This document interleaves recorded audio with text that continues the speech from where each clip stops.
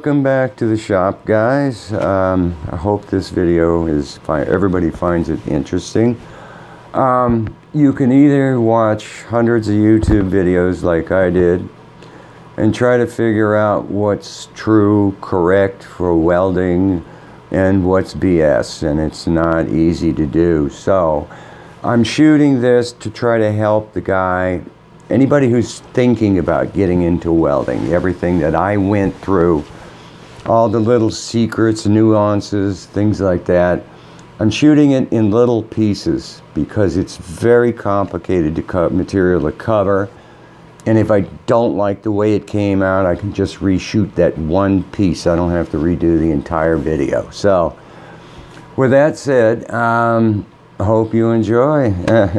Here's all the little secrets and things that I've figured out over time, learning how to weld myself.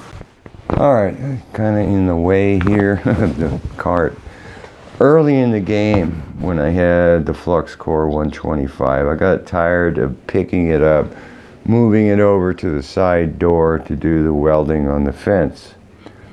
So I decided to buy a welding cart, and I knew this hobby was going to grow because I was having fun, and I was going to start adding more and more to the shop, to this hobby. Amazon, $70 or $80. It's really nice. It's very solid. And it was a kit, put it together. Luckily, I have a machine shop. I had to do some custom spacers on the axle so it wouldn't go back and forth and so on. But it's working out. You can see it's pretty loaded. I'll be going through some of the items here on the cart, the necessary things that you need. But all in all, you might want to consider getting a welding cart. It does, you know, it helps protect a lot of the different pieces here. You know, like my gun, torch gun, the ground clamp. This guy's like tweaked, but. So I wish there was a cart though. The bottles of gas that you get, evidently, they're all the same diameter. You can buy a 40, that's an 80, you can buy a 125. All the tanks are the same diameter, and I wish I could put 2 bottles on this cart because I want to get into TIG welding, and so I need a bottle of 100% argon. That's the C25, which is 75% argon, 25% CO2. But I can't find a cart that does that, so I'm not sure what I want to do. I still really want to get into TIG welding, but I don't, you know, what was I going to say? Something, there's the nice thing about having the 125 Flux core is if you're out in the field, you don't have to truck a bottle around, because it's got its own flux to it, and yeah, it's a mess, there's smoke and all that. But if you're out in the field, it's a perfect place for flux core welding. If you're in the shop, a cart with the bottle on it and MIG welding is the only way to go, in my opinion. So with that said, there's not much more I can talk about on this cart. You can see, yeah, it's pretty cool. I just roll it right over to the door, do my welding, pull it back. Bring you over to the bench here. Hopefully you can see this in the light. So I'm going to talk about the knobs on the 140 with respect to MIG welding. Now, if you have all your settings correct, they say you're supposed to have the sound of bacon frying. Lots of videos out there. I'm not going to do it, so go watch the videos and you'll hear the sound that I'm talking about. Now, why is it making that sound? Technically, this is called short arc welding. What's happening is the wire's coming out, it hits the surface, and it explodes back into a molten ball. This is one of them when it was done.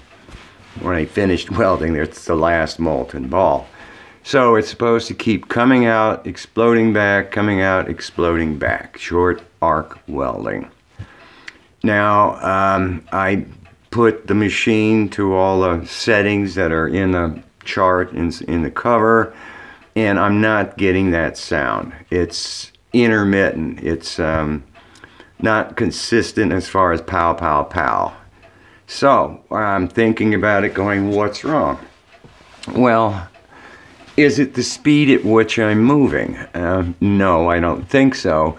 Because if the wire comes out, if I'm going slow, it's going to keep hitting the same spot. And I'm going to have a nice mountain of steel material. If I'm going too fast, I'm going to have dots all over the place. So the speed at which I'm moving cannot be the problem, I'm thinking. What I'm thinking is, all right, the wire is not coming out fast enough. The very left knob on the 140 says wire feed speed. I increased the wire feed, thinking, okay, wire's going to come out faster, and the sound gets worse. What's wrong with this picture? What's wrong is the knob, I think, is really mislabeled. I did a test where I pulled the trigger for 1 second, measured how much wire came out, and I did it a few times, and like, wow, darn, I'm pretty consistent with pulling that trigger and letting go at the right time. I had set the knob to minimum when I did this. It was at 80. Took the knob all the way to maximum, I think is 250. Did the same test. The difference was 200 thousandths. Not even a quarter inch. So to me, that's insignificant when you're trying to do MIG welding. That's not it. Why did it get worse? Because the knob really is amperage. It's wire feed to a degree, but it's very insignificant. So, okay, I'm going to start treating that left knob, wire feed, as an amperage knob. Started here. No, not that one. I started here with it down at the settings, pretty cold. Took it up 10, 10, 10.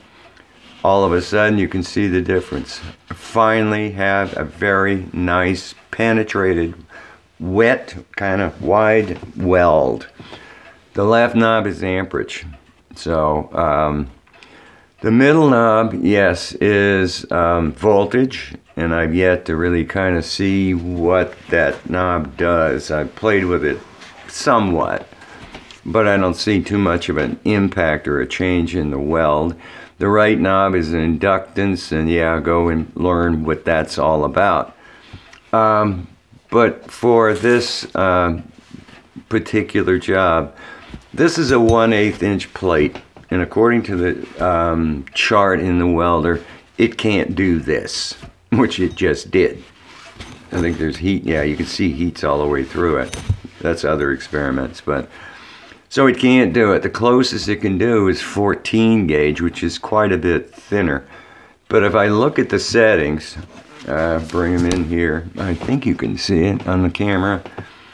It says for 025 wire, which is what I was using for that. The chart says I'm supposed to be at 260 for 14 gauge. I'm at 219 for 1/8 inch, a lot less. Says I'm supposed to be at 18 volts. I was at 17. Says I'm supposed to be at between 3 and 5 for inductance. I'm at 5. Now, the other thing that nobody talks about that I'll tell you is the cover gas. If, pretend this is my nozzle, if I'm far away, the cover gas, and whatever you have your cover gas set for, I have it set for 15, then you're going to get that intermittent sound. If you're closer up, the cover gas is in the area where you're welding. Now you'll get the bacon cooking sound. So cover gas is important, and how you hold it. A lot of people say, oh, you're supposed to be this close.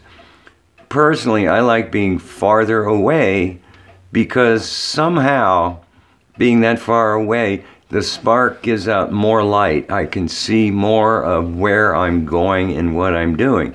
But if you're farther away, you're not going to get that sound. You better take the cover gas up a lot more. In the beginning, I didn't realize the gauge that was on it was way off. I had set it for 15, but when I bought that nozzle thing, which I'll talk about, to measure the gas at the nozzle, I was at 40. So no wonder I had a wonderful bacon sound being far away when I was running 4 cubic feet per hour. So that's the two tricks to it. The left knob, treat it as amperage, and play with your cover gas so that you get that bacon sound. If you're going to get into MIG welding, you're going to have to invest in a cover gas. This is an 80 cubic foot tank, ran $300 with shipping off Amazon. It is 75% argon, 25% CO2. The issue that I had was, well, in the beginning, everybody on YouTube says for cover gas, you should run it at 15 cubic feet per hour. So I just dialed in 15 and went at it. Later on, I started questioning, is this gauge, well, this gauge is tank pressure, this gauge is your flow.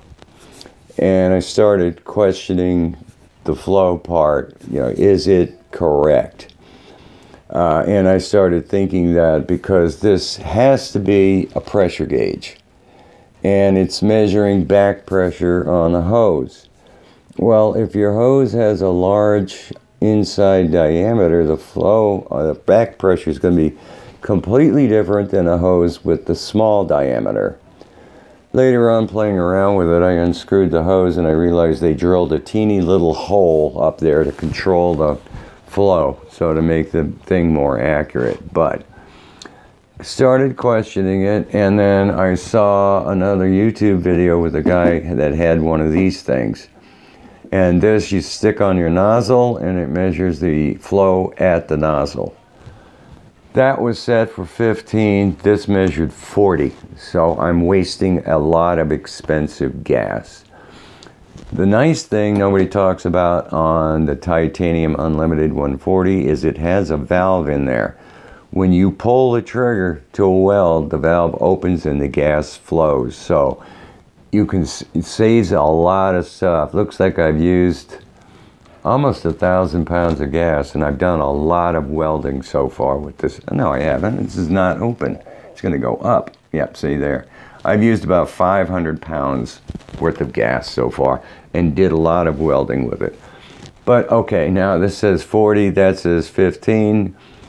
Turned this down till this says 15. Then I'm thinking, well, is this right too? This is an expensive one. I bought another one, a cheaper one off of Amazon, and somebody said that these guys aren't accurate, so only the ones with the tube on it are accurate. So I bought a $25 one with the tube off of Amazon. Bottom line here, the tube, the cheap one, none of them match. So I have no clue what the gas flow is. What I wound up doing is I kept cranking the gas flow down and down until the weld did not look good, and then I started cranking it up. And like I said in the previous part, gas flow is important depending upon what distance you want to be at from your weld joint. So, okay. The other thing that was noted was evidently, I like this one because the fine tune is there. If I want to go from 15 to 16 cubic feet per hour, I can easily dial it in. Supposedly all the ones with the tube on them, you don't have the fine tune. If you want to come up 1 cubic foot, you can't. It's going to jump all over the place. So you have to get into $200, $300 regulators before you have accurate readings and fine tunability. The $25 one I bought, I don't know whether it was accurate or not, but the fine tune was there, so I don't know what to say about that. I think I already mentioned all the cylinders are the same size, but because this has the valve in it is why I chose the 80. It's going to last me for hours of welding. You can buy a 40, 80, or 120. I chose the 80. It is very heavy. Poor FedEx guy had a hard time lugging it up my driveway to get it into the shop. And then I had to drag it across the floor to get it on the welding cart. This is a fun one to talk about. This is the ground clamp off the 140 welder. Pretty much so stock. I'll talk about it in a second. But you'll see a lot of YouTube videos of so-called professionals who know what they're doing unboxing their welder. And when they finally come across the ground clamp, they hold it like this and they say, "This is garbage."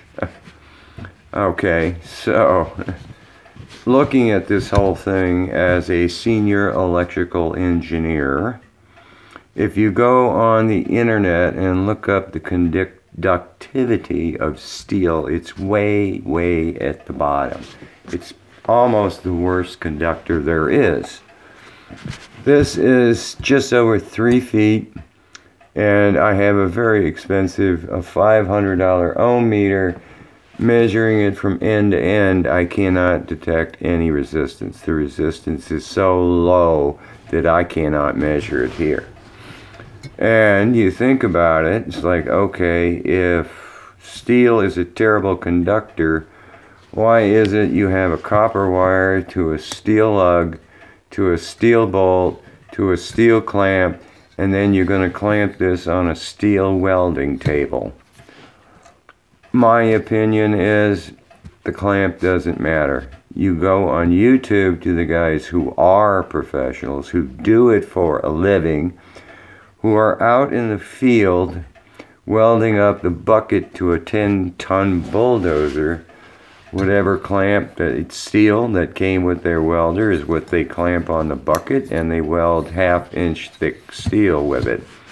The other amazing thing too is the videos that are made here, they're all Mig welding these bulldozers. If it's like overseas, India, you can tell by the clothes they're wearing, they stick weld. Here we Mig weld, there they stick weld bulldozers, whatever. So, some of them, well, not some, I think all of them that I've seen have this copper or braided piece from side to side. Well, why do you have that? It's because this pivot joint may or may not really be conducting electricity very well, so they want to make sure both sides of the steel clamp are connected together so that you have a better chance of a ground, even if it's a poor one, on both jaws. The other thing is, whatever resistance there is to your clamp, to the contacts, to whatever, you're going to compensate for that in your settings. You're going to change the voltage, you're going to change the amperage. So if there is some kind of resistance that's knocking down the amperage, you're going to increase the amperage to overcome it anyway. Bottom line, who cares, in my opinion, what your clamp is made out of? Work with whatever you get, it's fine. The things you learn through the school of hard knocks. First, all of this stuff, wire, flux core, MIG, stick, is all sensitive to moisture. So, I haven't personally experienced any moisture problems, but there's people I trust on YouTube, professional welders, that say if it becomes contaminated in any way, you're going to have a lot of porosity in your welds. So I'm sticking them in plastic bags. There are special ovens that you're supposed to keep everything in that keep the moisture down or whatever to protect everything. I don't have the room for one of those welders, and to me, spending $800 on an oven to protect a $15 spool of wire is dumb, so I'd rather throw the wire away and just go buy another spool. Again, I haven't experienced anything, but just in case, they do come sealed like this from the factory. These are sealed. So welding rods, well, first of all, let me say you've got to pay attention to all the numbers. I didn't realize this in the beginning. I was still green. I wanted to try stick welding. I still haven't been able to do it. And I believe it's because older welders do not have any inductance control, therefore there's zero inductance. I have mine set higher, therefore the current comes up slower. My rods stick. I can't get the arc to start, but so pay attention to what the rods are. The chart inside your welder will tell you what material that welder they recommend that you buy. They also tell you what the welder is capable of. I think the 140 I have can only do 1/16, and one of the others, I think it's 3/32. So again, pay attention to, tune into this now. The other thing is the chart in the welder doesn't tell you the company or anything. They just tell you the settings and the sizes for the settings. But all the manufacturers, I can't find it on this box right now, but all the boxes come with their own settings and their own recommendations. And to me, the manufacturer of the rod would know better as to what the settings you should be using for that rod. Now, whether they really, if they say you want an amperage of 100 and you set your machine for 100, who knows if it's really 100. So, pay attention to that. What chart says, what they recommend, and what the sizes are. Eventually, I will get back into stick welding and try it out. Okay. It's the same thing with the clamp that holds the rods is called a stinger. Really strange name if you ask me. And you're going to see a lot of YouTube videos of people opening up their welder for the first time, holding the stinger, saying this is garbage. Who knows what. They do the same thing with the ground clamp, like I said. So I'll get into that.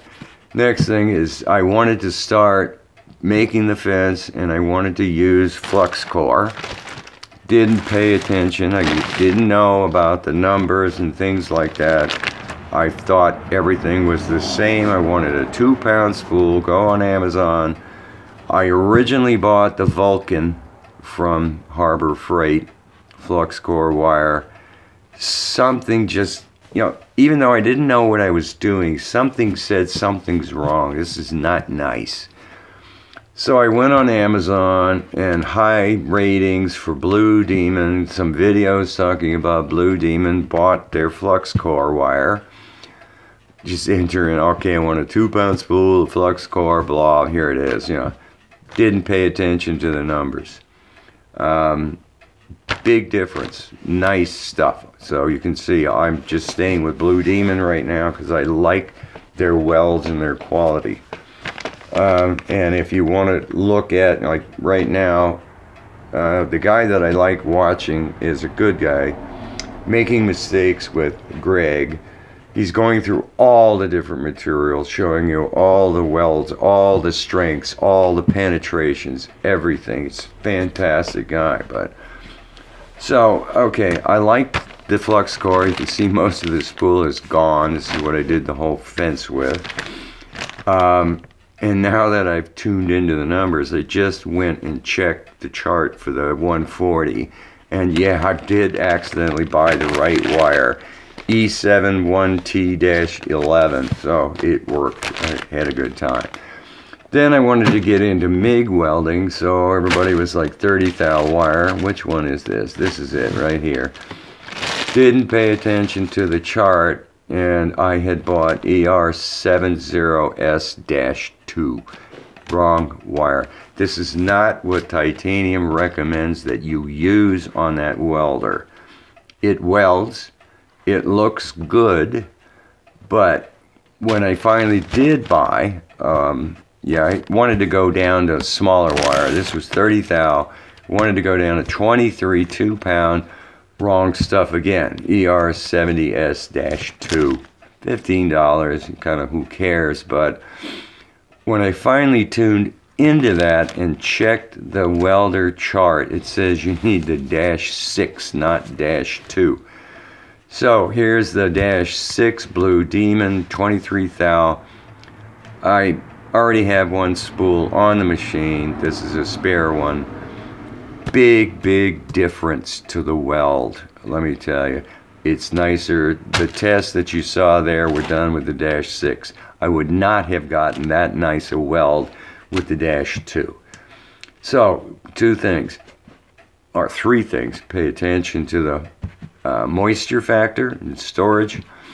Pay attention to the numbers in your welder. And the third thing is your welder comes with little pulleys or whatever for wire feed. Realize that they are different. You have one, mine came with two little pulley rollers, or, yeah, I guess you call it a roller with grooves in it. One of the rollers has two grooves. One side is for 30 thou wire, the other side is for 23 thou wire. There are different V grooves in them. The other one has a special serrated, I don't know what you want to call it, for flux core wire, because flux core wire has a coating on the outside, and if you use the wrong spool, you destroy the flux. You mess it up. The other thing is you have to pay attention to the pressure, how much pressure you're going to use. There is a chart in my welder which tells me if I'm doing flux core, this is the roller to use, this is the pressure to use. If you're doing MIG wire, this is the roller you use, this is the side you use, and this is the pressure you use. So, School of Hard Knocks, what I learned. Let me talk about welding helmets. The #1 complaint YouTube video you'll see about welding, everybody complaining I can't see. And yes, I went through the same thing. First helmet I bought, Amazon, forgot who made it, $50 helmet. Couldn't see. Tried everything under the sun to fix the problem, alleviate the problem, couldn't do it. Went to a $100 Yes Welder helmet, which a bunch of people were raving about and saying it's a good helmet on YouTube, and no. Could not see. So I started watching. There's two guys out there that weld for a living, so they know what they're doing, and they both had, I could see the same helmet, you know, the stripes on it and stars and stuff like that. Both of them had the same helmet, so I'm trying to figure out what it is. Finally, I got one video of one of the guys, and I could freeze the picture or freeze frame it, and I saw the three little lines on here, and I said, wait a minute, that's a Miller helmet these guys have. So I went on Miller's website and searched and found that helmet. It's called the Stars and Stripes. I forgot that, oh, it's digital infinity or whatever. $416, wow.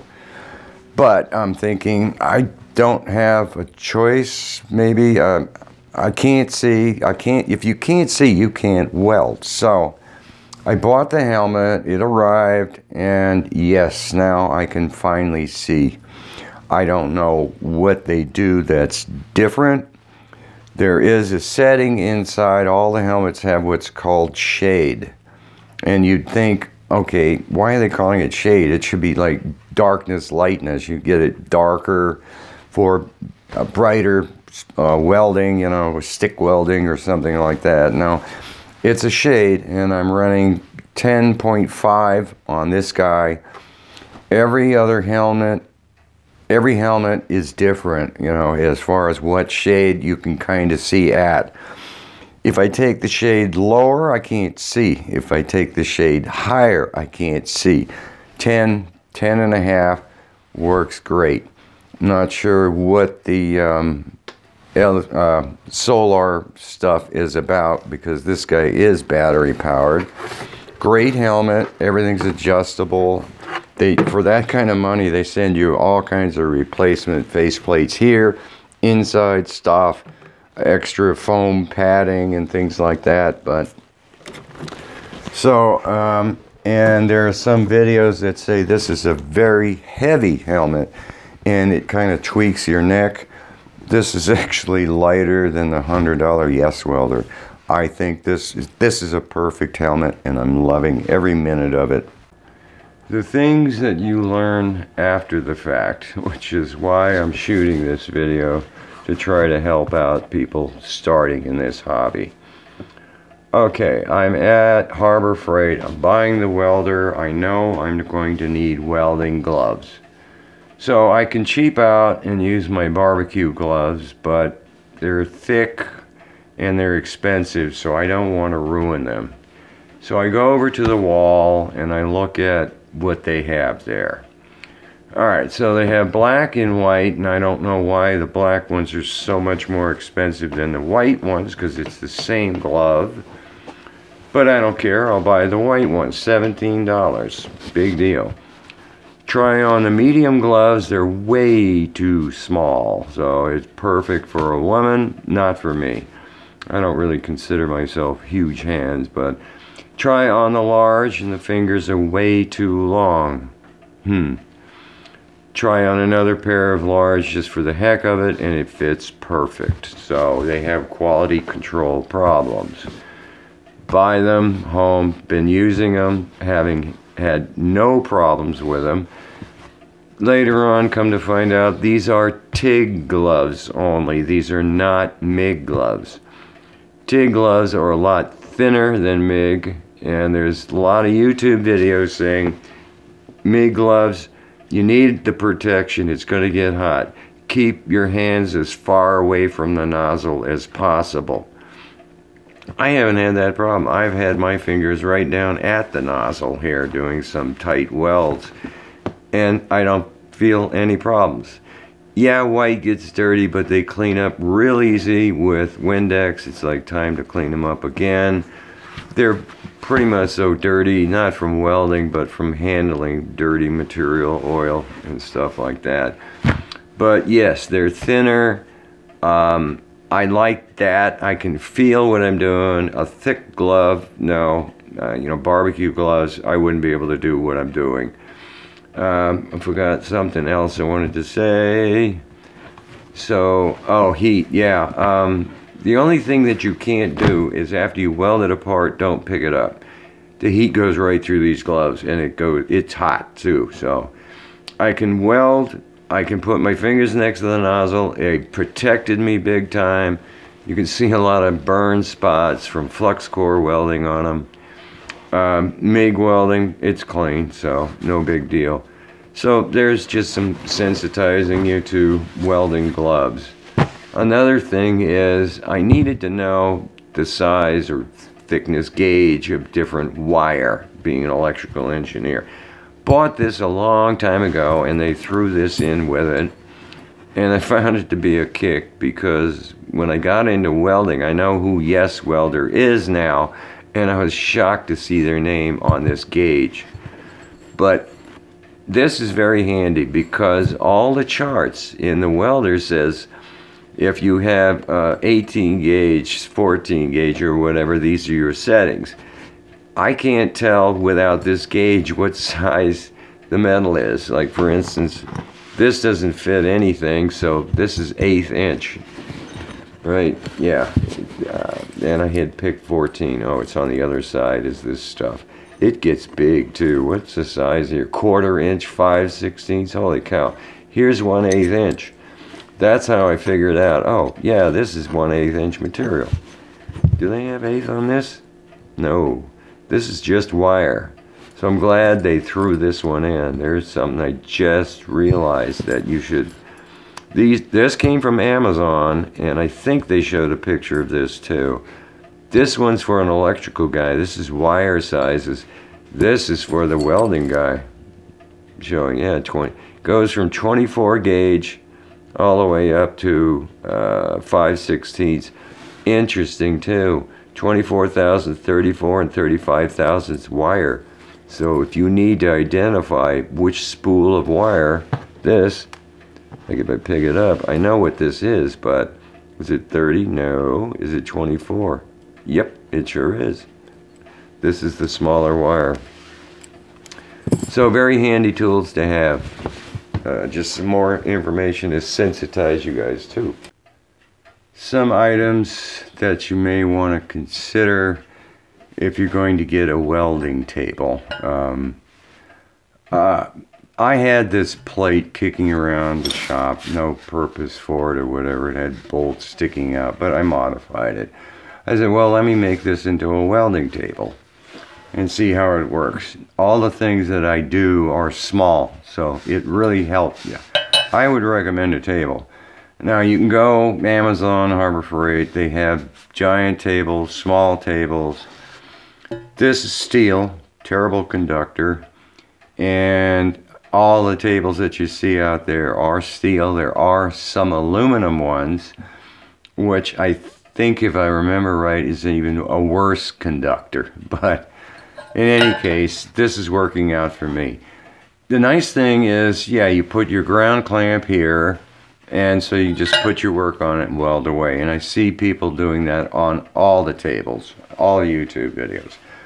The issue is, if you just sit this on the table, it may not really be grounded.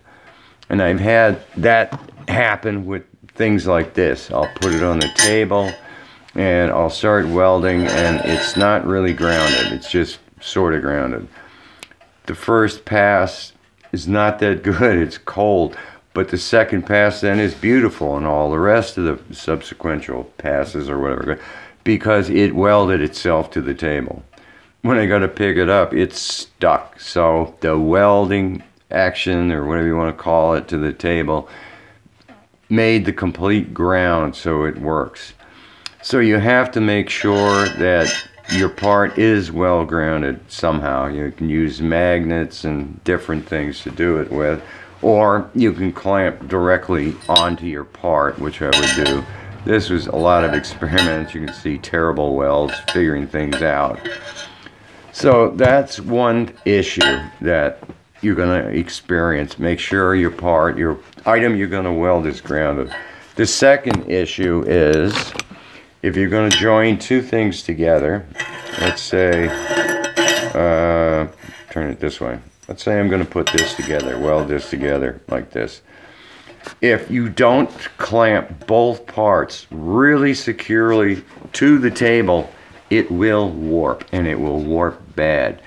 If I just did this like this and I welded that, this thing would lift up like that, and the other side would have a giant gap to it, and the reason is it became molten, and then as it cooled, it pulled it together. So I always make sure I have things, you know, square and flat before I start to weld. If I were going to do something like that, I would have it on a plate like this, and I'd have two C-clamps on it, holding it securely, straight, flat, whatever. And then I'll put the ground clamp on the part. This is big enough that I could do that. And then I'll weld that joint, and then I can take this off, flip it over, and weld the other side.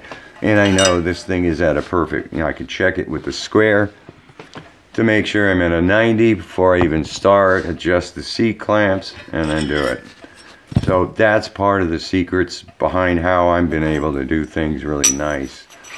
So that's one thing, two issues that you're going to see with the welding table.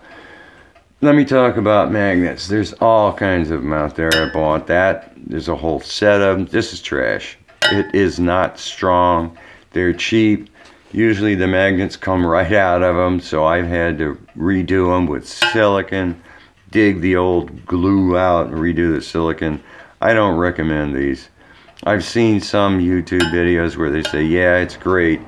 Yeah, it might be great for some small stuff, so think twice before you buy those.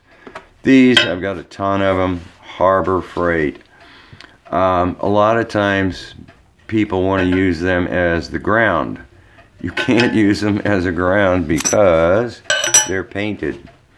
So that ain't gonna guarantee that is grounded just sitting here. You can put as many as you want on it. This one, yeah, I ran on the belt sander, so it's pure metal on both sides. The other drawback behind this is not a 90 degree. They're pretty far off. I have, I think, 8 of them total. 1 or 2 might be pretty good to a 90.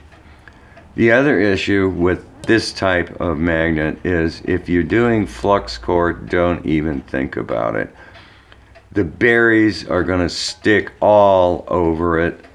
This one, I think, no, this is clean. But you're going to have a heck of a time trying to clean the berries and the garbage off of it. And if it's raw metal, when that berry hits it, it's hot, it's molten, and it's going to weld itself in there.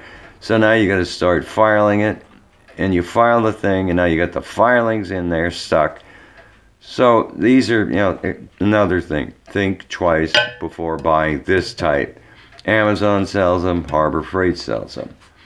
This is another type, a little bit more expensive. These are pretty good holding strength too, okay?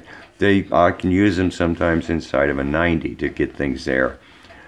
These are more expensive. They're incredibly strong, which makes them kind of a pain to work with. I was using this when making the fence because I had to hold each rung, or whatever you want to call it, at 25 degrees. I don't care how much you tighten up this Allen, it does not hold its angle. So drawback. Plus, great strength. Drawback, doesn't hold the angle. You try to pull it off and you just screw the angle up. The other minus is same berry problem. Don't use this thing around flux core. Mig, I've used this nowadays only for Mig, and it stays nice and clean. So there's that one. The other thing that I discovered or stumbled across is this guy. It's called a grasshopper, and it is great. They're not too expensive. They definitely give you the ground that you need. They give you the holding power that you need. So I highly recommend these guys. I haven't seen anybody on YouTube even show them. Amazon, grasshopper, welding thing, and another thing, great. Steel, bad conductor, and they bothered to put in a copper rod and a copper foot. Why? Doesn't do anything. There is 2 types. Since I was having so much, get it off, it's so hard. The other thing is, ow, I don't know what they do, but the berries don't stick to this thing. I really don't get contamination. There's some dust on it here. The magnets are buried in here, so there's no magnetic force on the outside for things to stick on. Nothing. So they stay clean. You don't have to clean them up. It's beautiful. So since I was having a lot of luck with that, I went and saw the other type that they have for, you know, standing something on end or whatever you want to do like that. So I bought the second one too. Same thing.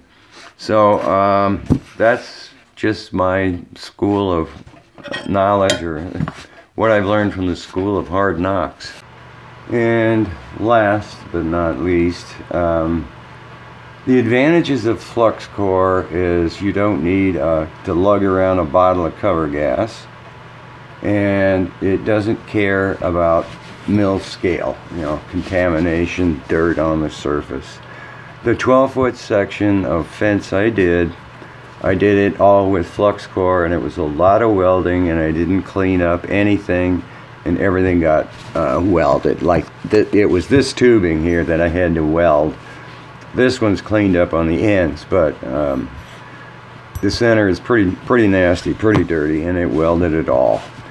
But if you're going to do MIG welding, you're going to need the bottle of gas, and you're going to need an angle grinder, because you got to clean off what's called mill scale, which is the film that's on the surface of this steel.